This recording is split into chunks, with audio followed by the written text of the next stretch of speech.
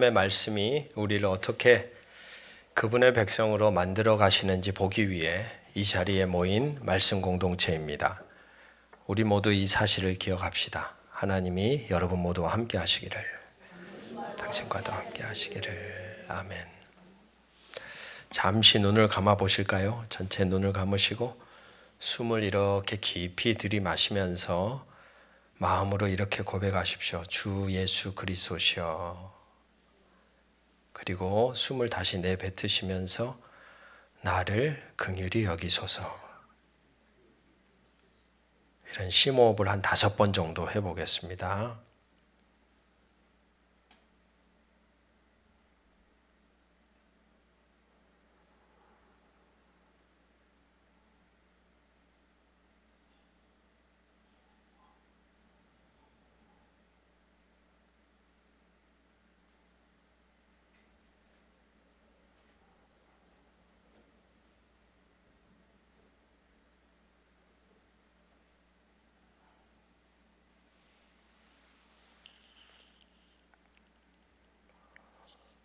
눈을 뜨셔도 좋습니다.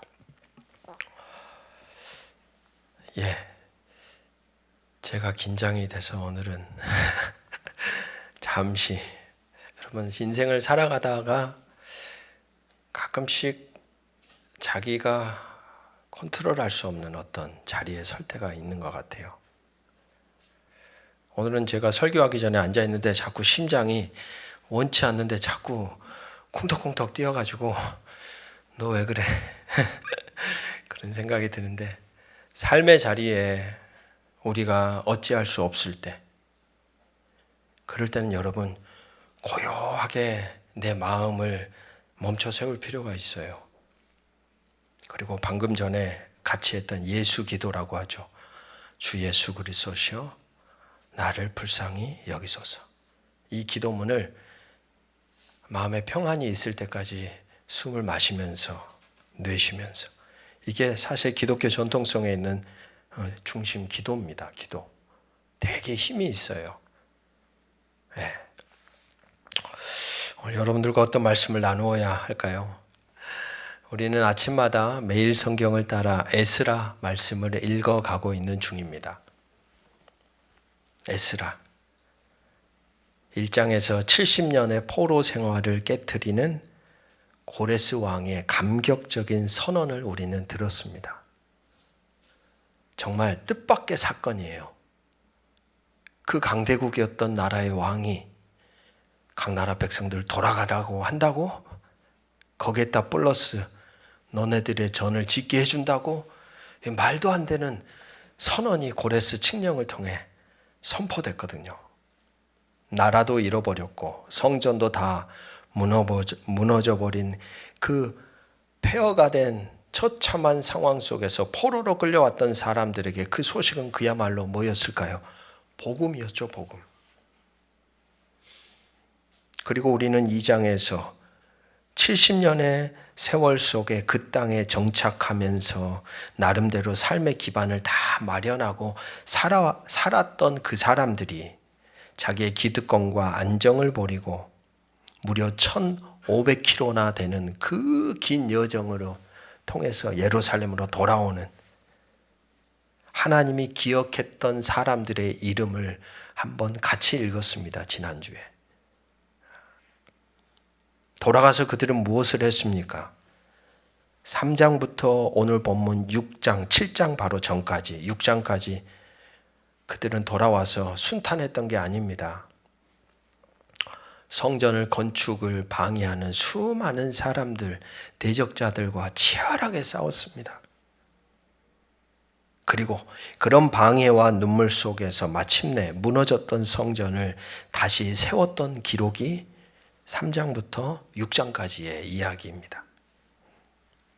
6장에서 우리는 마침내 성전 완공의 함성이 울려 퍼짐을 들었습니다. 아, 이제 모든 게 회복되었구나. 그런 마음이 든 상태죠. 그리고 나서 오늘 7장으로 딱 들어서 보니까 첫 말씀 구절이 눈에 딱 들어옵니다. 뜻밖의 문장으로 시작하죠. 이 일 후에 여러분, 무심한 듯한 이 짧은 한마디가 내포하고 있는 의미가 아주 큽니다.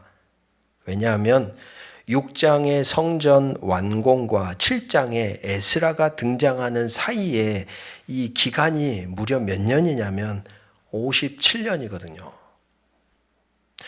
2일 후에라는 이 짧은 한 어구 안에는 57년이라는 시간이 담겨 있습니다. 성전을 다시 세웠던 그 첫 세대의 감격은 이제 어떻게 됐을까요? 아련한 추억이 되어버렸겠죠.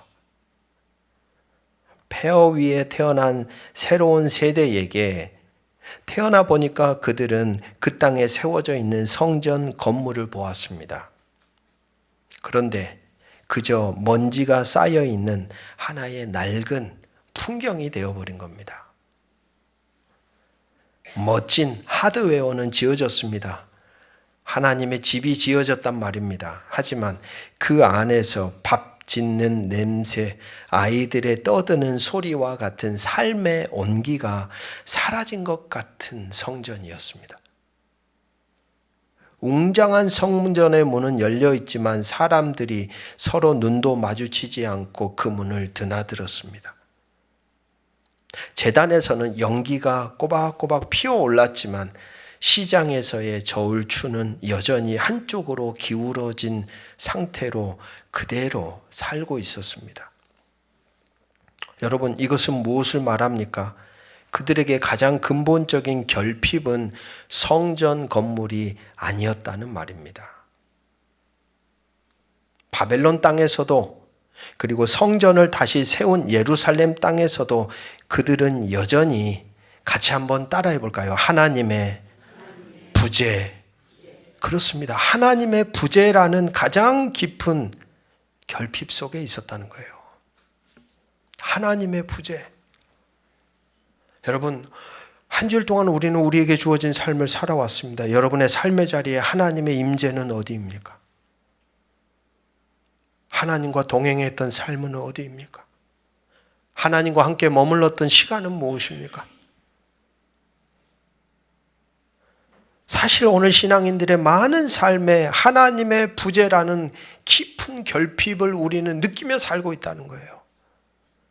하드웨어가 다 갖추어졌습니다. 마음만 먹으면 이제 신앙의 깊이, 신앙의 질, 그리고 그 하나님을 향한 그 신앙의 흔적을 마음껏 만들어갈 수 있을 것 같은데 여전히 우리의 삶에도 이 하나님의 부재라는 가장 큰 결핍이 자리하고 있다는 것이죠. 건물은 돌아왔지만 하나님의 임재라는 온기가 그들의 삶을 채우지 못합니다. 공동체의 뼈대는 복구되었지만 그 뼈를 움직이게 할 심장이 뛰지 않습니다. 바로 그 57년의 차가운 침묵 속으로 하나님은 에스라라고 하는 한 사람을 보냅니다. 오늘 본문 5절에 걸쳐서 에스라의 족보가 아주 길게 소개되고 있죠. 그는 아론의 16대 손입니다. 이 족보는 좋은 가문을 뜻하는 것이 아니라 무거운 책임을 의미합니다.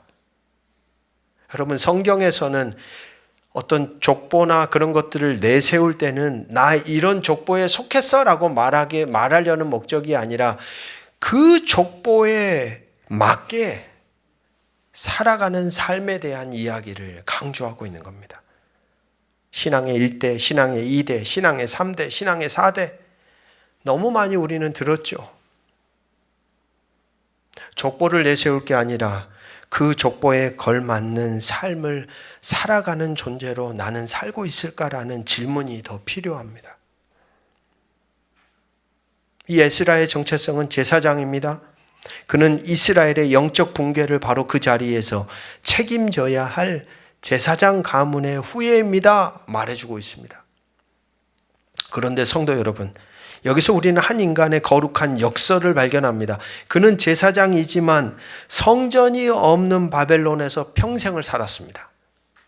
제사장은 뭘 해야 됩니까? 제사를 집례해야 되는 거예요. 제사가 존재 이후였지만 제사를 드릴 수 없는 실존적인 결핍 상태에 그는 살아왔습니다. 이것은 단순히 직장 없는 정도의 결핍이 아닙니다. 제사장의 옷은 있으나 입을 수가 없습니다. 제사의 절차는 머릿속에 훤하지만 행할 자리가 없습니다. 그것은 자신의 존재 이유가 매일 부정당하는 하나님의 부재라는 차가운 현실을 피부로 견뎌야 했다는 뜻입니다. 그런데 놀라운 것은 하나님이 그 결핍을 사용하십니다. 아무것도 할 수가 없어요. 제사장인데. 모든 것이 결핍이에요. 행할 자리가 없어요. 정체성도 상실되어 있어요. 도대체 나는 누구지? 나는 뭘 해야지? 이런 질문이 아마 그 안에 계속 있었을 것입니다. 놀랍게도 하나님의 임재를 잃어버리자 에스라는 모든 것의 본질, 즉 하나님의 임재가 담긴 말씀을 파고듭니다. 에스라는 안락함 속에 만들어진 학자가 아닙니다.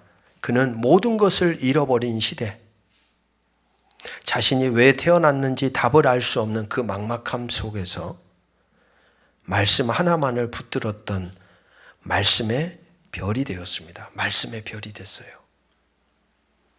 여러분, 우리는 종종 생각하죠. 하나님은 종종 우리가 가진 최고의 스펙을 이용할 것 같다고. 아닙니다. 하나님은 종종 우리가 가진 최고의 스펙이 아니라 우리가 가장 아파하는, 같이 한번 선포해 봅시다. 결핍을 통해 일하십니다. 믿으십니까? 결핍을 통해 일하신다는 거예요. 일본의 노벨 문학상 작가인 오에 겐자부로라는 사람이 있습니다. 이 사람에게는 뇌가 돌출된 채 태어난 아들이 있었습니다. 의사가 수술을 해도 평생 장애를 안고 살아야 한다고 말합니다. 아버지는 출생신고서와 사망신고서를 동시에 준비해야 하는 그 절망적인 결핍의 순간에 이 아이의 이름을 뭐라고 짓냐면 히카리라고 짓습니다. 빛이라는 뜻입니다. 빛. 놀랍게도 그 아이는 이름의 의미 그대로 아버지의 삶에 빛이 됩니다. 그는 아들 히카리의 영감을 받아 쓴 소설 개인적인 체험이라는 제목의 책이 있습니다. 이 책으로 노벨 문학상을 받게 됩니다. 더욱 놀라운 것은 그 아들 히카리 자신입니다. 새소리를 듣는 것을 좋아하더니 점점 음악의 재능을 보이기 시작했고, 그리고 작곡가로 세상에 알려지게 됩니다. 오늘 우리의 설교의 제목처럼 아들 히카리는 가장 큰 결핍의 상징이었습니다. 하지만 오히려 아버지와 자신에게 별이 되었습니다. 흔들리며 걷는 길이라는 책에서 이렇게 말합니다. 어둠 속에서만 별을 볼 수 있습니다.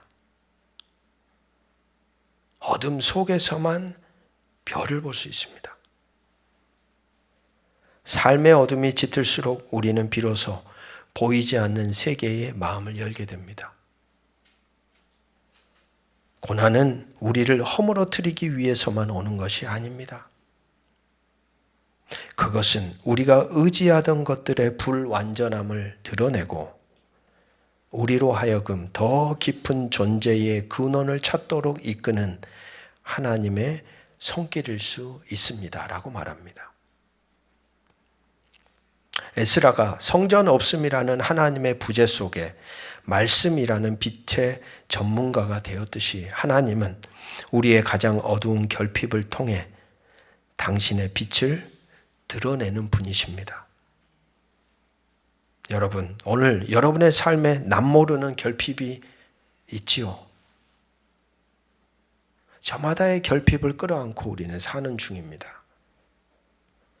건강이 무너져 병상에 누워있는 시간들, 통장의 잔고가 마르는 순간, 관계가 끊어져 홀로 방 안에 앉아있는 순간, 바로 그 자리가 하나님께서 우리를 이 시대를 위한 말씀의 별로 빚으시는 거룩한 자리임을 저와 여러분이 믿게 되기를 주의 이름으로 축복합니다. 에스라는 또 다른 결핍을 안고 있었습니다. 그는 16대 손 제사장 가문이었지만 현실은 페르시아 제국의 포로 신분입니다. 권력이 없는 소수자, 신분의 결핍이었습니다. 이것은 하나님의 영광이 부재한 세상 속에 그분의 백성이라는 정체성이 무시당하는 상태였습니다. 그런데 참 놀랐습니다. 오늘 말씀 6절 하반절을 보십시오. 그런 그가 그 낯선 이방 땅에서 왕에게 구하는 것은 다 받는 자라고 하는 참 말도 안 되는 기록을 우리는 보고 있습니다. 어떻게 이방인 포로 학자가 당대 최고 권력자인 아닥사스다 왕의 절대적인 신뢰를 얻을 수 있었을까요? 물론 페르시아 법에 능통한 실력이 있었기 때문입니다. 하지만 여러분, 인생은 실력만으로는 부족합니다. 그것만으로는 인생을 설명하기에 부족하다는 말입니다. 왕이 본 것은 그의 실력을 넘어선 그의 존재됨이지 않았을까 저는 생각합니다. 그는 하나님의 법을 따르기에 페르시아의 법 앞에 더욱 정직했을 것입니다. 즉 그는 뒷돈을 받지 않았습니다. 권력을 남용하지도 않았습니다. 즉 그가 말하는 말씀과 그가 살아가는 삶이 하나로 포개어졌던 겁니다. 그는 하나님의 부재를 불평하며 살았던 것이 아닙니다. 그 결핍의 땅에서, 그 결핍의 상태 속에서 오히려 자신의 삶으로 하나님의 임재를 증명하듯이 살아가고 있었던 것입니다. 여러분, 이 삶으로 증명된 그의 존재됨이야말로 이방 왕의 모든 경계심을 허물고 절대적 신뢰를 얻어낸 비결이었습니다. 그는 신뢰의 별, 즉 신뢰로운 존재의 별이 된 것입니다. 한 목사님의 책에 이런 문구가 있습니다. 세상은 우리의 화려한 고백이 아니라 우리의 진실한 삶을 통해 하나님을 만납니다. 신앙이란 우리의 언어가 아니라 우리의 삶으로 번역되어야 합니다. 삶이 신앙의 텍스트가 될 때 세상은 비로소 그 텍스트를 통해 하나님의 신실하심을 신뢰하게 됩니다. 우리의 인품과 삶의 태도야말로 우리가 드리는 가장 정직한 예배입니다. 이어서 9절은 바로 이 삶의 흔적이야말로 하나님의 선한 손이 그와 함께한다는 가장 강력한 증거였음을 선포합니다. 세상이 바로 그의 삶을 보고 그 뒤에 계신 하나님을 인정한 겁니다. 자, 어쩌면 성도들이란 정체성이 이렇게 위대한 것 아니겠습니까, 여러분? 어디에서 하나님을 보여줄 수 있을까요? 누구를 통해 하나님이란 존재는 만날 수 있는 겁니까? 오늘 이 에스라의 본문을 보며 하나님의 백성이라는 이 정체성이 이토록 강력한 거구나. 이방 나라 한복판에서 모든 것을 다 결핍한 상태 속에서도 보란듯이 하나님을 보여주는 이 아름다운 인생의 흔적을 우리에게 보여주고 있습니다. 세상은 그의 삶을 보고 그의 뒤에 계신 하나님을 만난 겁니다. 사랑하는 성도 여러분, 신앙의 별은 실력만으로 빛나지 않습니다. 실력이 인품과 일치하고 말씀과 삶이 일치할 때 세상은 비로소 우리를 신뢰하고 우리 뒤에 계시는 살아계신 하나님을 마주하게 됩니다. 마지막 10절입니다. 에스라의 심장이자 에스라서 전체를 관통하는 핵심. 우린 10절의 이 위대한 결심을 그저 말씀대로 잘 살자라고 하는 뻔한 구호 또는 도덕적인 다짐으로 들어서는 안 됩니다. 이건 그런 한가한 결심이 아니란 말입니다. 왜냐하면 에스라가 자신의 존재의 이유였던 성전의 결핍 속에서 포로라는 신분의 결핍을 뚫고 마침내 삶으로 하나님의 살아계심을 증명해낸 한 사람으로의 치열한 응답입니다. 응답. 살기 위해서 몸부림쳤던 거예요. 10절을 우리 한 목소리로 읽어보겠습니다. 10절입니다. 시작. 에스라가 여호와의 율법을 연구하여 준행하며 율례와 규례를 이스라엘에게 가르치기로 결심하였었더라. 하였더라가 아니라 결심하였었더라. 이 글자가 중요합니다. 결심의 시점이에요. 성경은 에스라가 예루살렘으로 가는 조서를 받은 후에 결심했다고 말하지 않지요.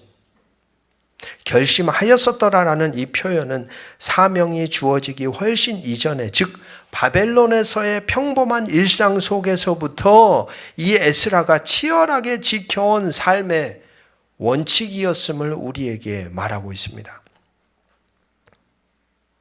고인이 되신 소설가 박완서 선생이 등단 40년이 지났음에도 글쓰기가 여전히 어렵다고 고백합니다. 그러면서 그녀는 이렇게 말합니다.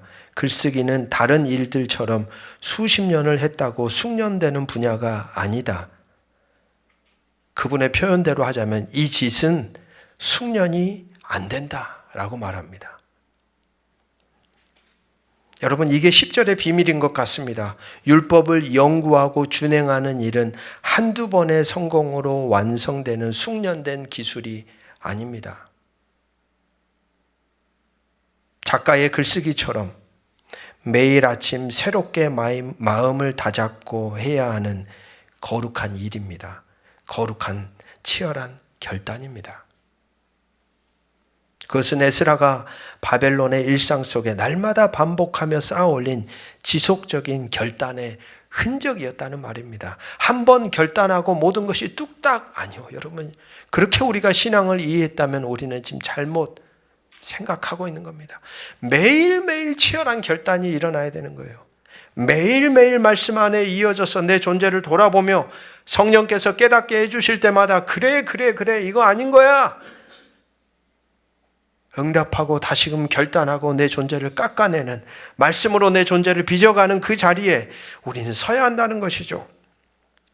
지난 60년의 침묵, 사람들은 웅장하게 서 있는 성전이라는 숙련된 풍경에 안주해버렸습니다. 그러나 에스라는 바벨론에서 아무도 보지 않는 그 어두운 자리에서 이것은 숙련이 안 된다라는 영적 진리를 알았기 때문에 매일매일 자기 존재를 뭐 했어요? 결단하고 또 결단하고 또 결단했던 거예요. 여러분, 하나님은 숙련된 종교인을 통해 일하시는 것이 아니라 날마다 새롭게 결심하는 이 한 사람을 통해 일하십니다. 날마다 새롭게 결단하는 한 사람. 그리고 그가 날마다 결심했던 거룩한 순서가 10절에 기록되어 있습니다. 첫 번째, 연구입니다. 단순히 글자를 해독하는 것이 아닙니다. 말씀이 자신의 피가 되고 살이 되도록 파고드는 결심입니다. 두 번째, 준행입니다. 그의 위대함은 많이 아는 것에 있지 않습니다. 아는 것을 살아내는 것에 있었습니다. 목회자로 저는 이런 부분이 가장 두려운 부분입니다. 말씀을 깊이 연구하고 알면 알수록 아는 만큼 살아내야 하는데 적절하게 타협하고 적절하게 침묵하고 적절하게 굳이 내가 자주 말씀드렸죠. 알면 잘 살 줄 알았는데 알면 알수록 거룩한 책임은 더해집니다. 응답하라고 하나님이 깨닫게 해주셨는데 반응하지 못하는 저의 존재의 흔적을 보며 안타까울 때가 많다는 거예요. 여전히 용기 없음에, 여전히 생각이 많음에. 그러나 에스라를 보십시오. 연구하고 준행하고 그리고 가르칩니다. 이미 바벨론에서 율법을 연구하고 그 말씀대로 준행하며 살았습니다. 그 준행의 삶이 삶의 흔적이 되어 그는 이방 왕의 신뢰를 얻었습니다. 그리고 이제 그 삶으로 증명한 말씀을 가르치기 위해 예루살렘으로 떠나는 겁니다. 여러분, 하나님은 기회를 찾는 사람이 아니라 이처럼 이미 매 순간 매일매일 결단하며 자기 존재를 치열하게 준비하며 살아내는 사람과 함께 합니다. 그리고 그런 존재들과 하나님의 나라는 세워집니다. 오늘 말씀 맺습니다. 60년의 침묵을 깬 것은 거대한 군대가 아닙니다. 그것은 결심으로 준비된 한 사람이었습니다.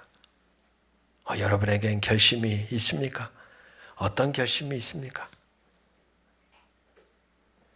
우리의 가장 아픈 결핍이 어떻게 이 시대를 향한 하나님의 별이 될 수 있는지, 오늘 말씀은 그 거룩한 비밀을 묻는 조용한 질문 앞으로 여러분을 초대합니다.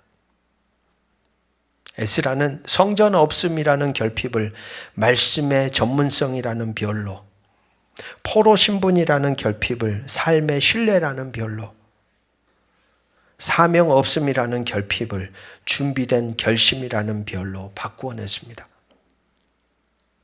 그러나 모든 결핍의 뿌리에는 단 하나의 근본적인 결핍, 즉 하나님의 부재에 대한 아픔이 있었습니다. 그리고 그가 빛나는 별이 될 수 있었던 유일한 이유는 그 모든 결핍의 자리를 오직 하나님의 임재로 채우기 위해 몸부림쳤기 때문입니다. 몸부림. 오늘 이 시간 우리를 주저앉히는 여러분에게 있는 가장 큰 결핍은 무엇인가요? 어쩌면 우리도 에스라처럼 하나님의 부재를 가장 고통스러운 결핍으로 느끼며 그분의 임재를 간절히 찾고 구하는 자리에 서야 하지 않겠습니까? 그 결핍은 우리의 한계가 아닙니다. 그것은 하나님께서 우리를 이 시대의 별로 어두운 공동체를 밝히는 빛으로 빚으시기 위해 예비하신 거룩한 재료입니다. 그 결핍이. 두 가지 질문을 던지며 말씀을 마칩니다. 첫 번째, 오늘 우리의 삶에서 가장 피하고 싶고 우리를 무너뜨리는 것 같은 결핍의 자리는 어디입니까? 두 번째, 세상은 우리의 고백이 아닌 우리의 삶의 흔적을 봅니다. 오늘 말씀을 준행하기 위해 우리가 구체적으로 결심해야 할 삶의 작은 실천은 무엇일까요? 바벨론에서 준행을 결심했던 에스라처럼 오늘 우리의 결핍의 자리에서 하나님의 임재를 구하며 삶을 결단할 때 우리에게도 하나님의 선한 손이 우리를 별처럼 빛나게 하실 것입니다. 기도하겠습니다. 모든 지각에 뛰어난 하나님의 평강이 그리스도 예수 안에서 너희 마음과 생각을 지키시리라. 아멘. 차가운 성전, 60년의 침묵 속에 멈춰버린 심장으로 주 앞에 섰습니다. 화려한 건물은 있으나 온기는 없었고, 거룩한 뼈대는 있으나 생명이 없었고, 모든 결핍의 뿌리 주님의 부재라는 아픔 속에 있었습니다. 그러나 주님은 가장 큰 결핍 속에 일하셨습니다. 성전 없는 아픔이 말씀의 별을 빚어내듯 우리의 가장 깊은 상처와 절망을 붙드사 이 시대를 위한 전문가로 빚으심을 오늘도 말씀을 통해 확신합니다. 왕의 손이 아닌 주의 선한 손을 의지하여 오늘도 아브라함의 길을 걷게 하소서. 에스라가 가슴에 품었던 그 거룩한 결심, 오직 주님의 임재로 채우려 했던 그 갈망을 오늘 우리의 결심과 갈망으로 삼기를 원합니다.